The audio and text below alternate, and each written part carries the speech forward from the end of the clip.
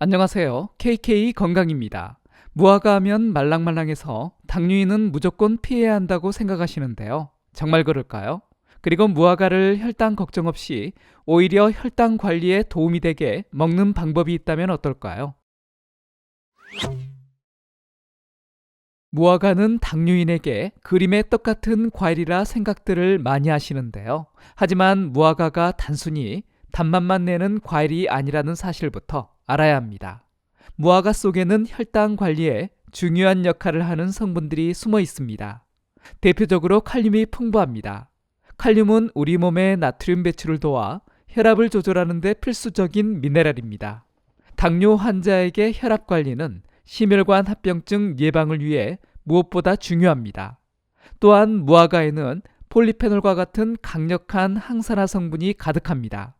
높은 혈당은 우리 몸속 혈관과 세포에 지속적인 손상을 주는 활성산소를 유발하는데 무화과의 항산화 성분들은 바로 이 손상을 막아주는 역할을 합니다. 최근 영양학 분야의 저명한 국제 학술지들에서 무화과가 제2형 당뇨 관리에 미치는 영향에 대한 놀라운 연구들이 발표되고 있습니다. 특히 효과적인 것으로 밝혀지고 있는 성분이 무화과의 앱시스산, 줄여서 ABA라는 성분입니다.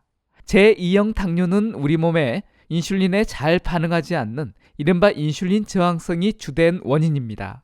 그런데 무화과의 앱시스산 성분은 우리 세포의 포도당 통로를 활짝 열어줘 인슐린의 부담을 덜어주는 역할을 합니다.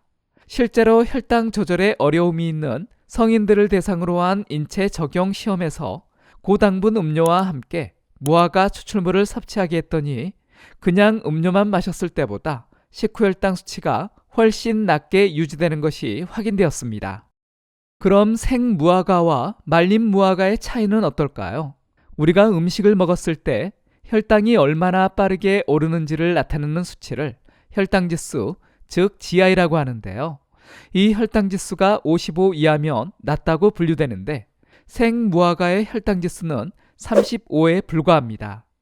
여기에 1회 섭취량을 고려한 당 부하지수 GL은 10 이하면 낮다고 보는데 생무화과의 당 부하지수는 약 6.7 정도로 역시 낮은 수준입니다.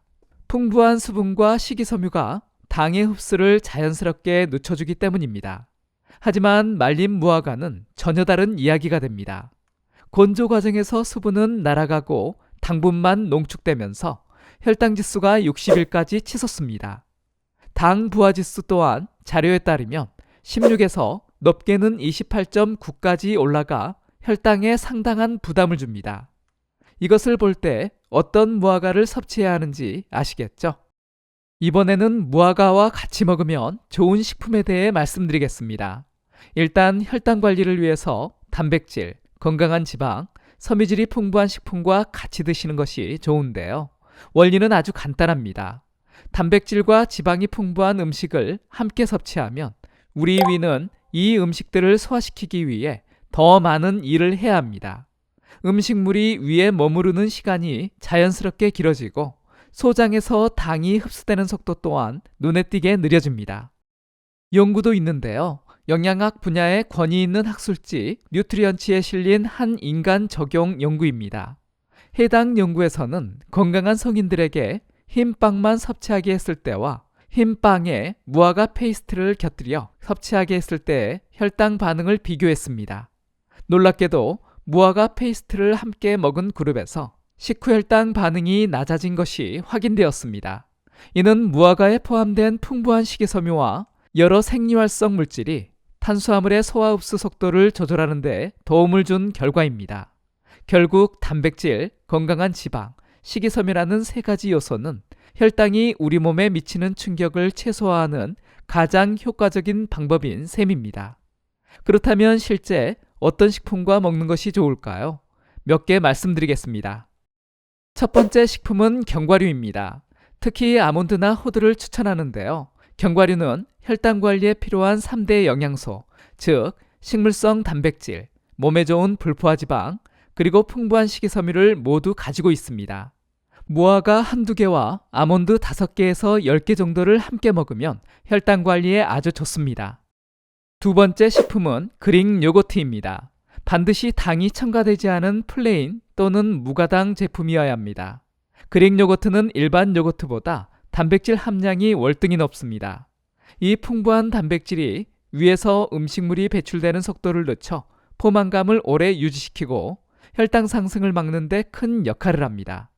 신선한 생무화과 한 개를 잘라 꾸덕한 그릭 요거트 위에 올려 드시면 아주 맛있게 드실 수 있습니다. 꿀이나 시럽은 절대 추가하지 마시고요. 무화과 본연의 단맛만으로도 충분히 고급스러운 디저트가 완성됩니다. 세 번째 식품은 치즈입니다. 특히 모짜렐라, 리코타 같은 부드러운 치즈를 추천합니다. 치즈는 양질의 단백질과 건강한 지방이 풍부해 혈당 상승을 효과적으로 막아줍니다. 생무화과를 반으로 갈라 그 위에 리코타 치즈 한 스푼을 얹고 발사믹 식초를 살짝 뿌리면 레스토랑 부럽지 않은 건강한 에피타이저가 완성됩니다. 치즈 한 조각 약 20g에서 30g 정도와 무화과 1개에서 2개를 함께 드시면 혈당 걱정 없이 즐길 수 있습니다. 무화과를 드시는 타이밍도 매우 중요합니다. 절대 공복에 무화과만 단독으로 드시면 안 됩니다. 가장 좋은 섭취 시간은 식사 20분에서 30분 전입니다. 오늘 소개해드린 견과류, 그릭 요거트, 치즈와 함께 무화과를 먼저 드시면 혈당 관리에 매우 효과적입니다. 왜 식전이 좋을까요? 무화과의 풍부한 식이섬유와 함께 궁합식품들의 단백질, 건강한 지방이 위장에 먼저 들어가면 이후 식사로 들어오는 탄수화물의 소화와 흡수 속도를 자연스럽게 늦춰줍니다. 간식으로 드실 때도 마찬가지입니다. 오후 3시에서 4시 사이 간식 시간에 궁합식품들과 무화과를 함께 드시면 저녁 식사 전까지 혈당을 안정적으로 유지하는 데 도움이 됩니다.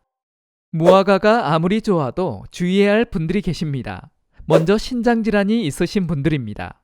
앞서 말씀드렸듯이 무화과에는 칼륨이 풍부한데 신장 기능이 저하된 경우 칼륨 배설이 잘 되지 않아 고칼륨 혈증의 위험이 있습니다. 또한 당뇨약이나 혈압약을 복용 중이신 분들도 조심하셔야 합니다. 특히 혈압약 중 일부는 칼륨 수치에 영향을 줄 수 있고 혈당 강화제를 복용 중이라면 무화과 섭취 후 저혈당 위험도 고려해야 합니다. 과민성 대장 증후군이 있거나 소화기가 약하신 분들도 주의가 필요합니다. 무화과의 풍부한 식이섬유가 때로는 복부 팽만이나 설사를 유발할 수 있습니다. 처음에는 소량부터 시작해서 몸의 반응을 살펴보시기 바랍니다. 자, 오늘 내용의 핵심을 다시 한번 정리해드리겠습니다. 당뇨가 있어도 무화과를 건강하게 즐기기 위한 5가지 원칙입니다. 첫째, 당분이 농축된 말린 무화과 대신 반드시 생무화과를 선택해야 합니다. 둘째, 절대 빈속에 무화과만 단독으로 드시지 마세요. 셋째, 오늘 배운 단백질, 건강한 지방, 식이섬유가 풍부한 견과류, 그릭 요거트, 치즈 등과 반드시 함께 섭취하세요.